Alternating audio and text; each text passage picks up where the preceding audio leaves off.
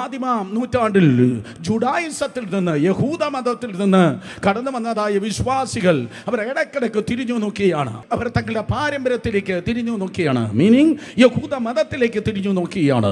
Abraham, Ishaq, യാക്കോബ്, പിന്നെ അത് കഴിഞ്ഞ മോശ, സമാഗമന കൂടാരം, അവൻ്റെ മുൻപിലുള്ളതായ യാഗങ്ങൾ, അവിടെ വെളിപ്പെട്ടതായ റിച്വൽസ്, ഞങ്ങളുടേതായ പാരമ്പര്യം വലുതാണ് എന്ന് പറഞ്ഞ് രക്ഷിക്കപ്പെട്ടവരാണ്, സ്നാനപ്പെട്ടവരാണ്, ആത്മാവിലും സത്യത്തിലും ആരാധിക്കുന്നവരാണ്, ഒരിക്കൽ പ്രകാശനം ലഭിച്ചവരാണ്, വരുവാനുള്ള ദൈവത്തിന്റെ ശക്തി മനസ്സിലാക്കിയവരാണ്. പക്ഷേ മരുഭൂമിയിലായിരുന്നതായ ഇസ്രായേൽ മിസ്രൈമിലേക്ക് തിരിഞ്ഞു നോക്കിയതുപോലെ, അല്ലെങ്കിൽ മിസ്രൈമിനെ കുറിച്ച് ഓർത്തതുപോലെ, സ്തോത്രം, തിരിഞ്ഞു നോക്കുമ്പോൾ അവരെ മുന്നിലേക്ക് നോക്കുവാൻ, കാരണം നിങ്ങൾ തിരിഞ്ഞു നോക്കിയാൽ നിങ്ങൾ അറിയാത്ത ഒരു ചാരം നിങ്ങളുടെ മേൽ മൂടുകയാണ്.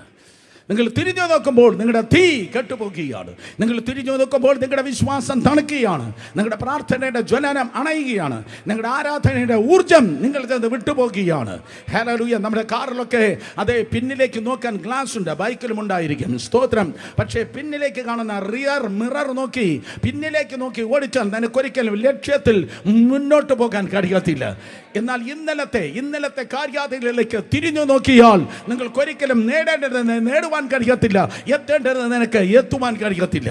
അങ്ങനെ ജുഡായിസത്തിൽ നിന്ന്, അതായത് യഹൂദ മതത്തിൽ നിന്ന് രക്ഷിക്കപ്പെട്ട് കടന്നു വന്നതായ ദൈവജനം തങ്ങളുടെ പാരമ്പര്യം, തങ്ങളുടെ പഴമ, തങ്ങളുടെ പിതാക്കന്മാർ, അവരുടെ നടപടികൾ, ഇതിലേക്ക് തിരിഞ്ഞു നോക്കുമ്പോൾ no no no no no no no no നിങ്ങളുടെ പിൻപിൽ ഉള്ളതല്ല വലുത്.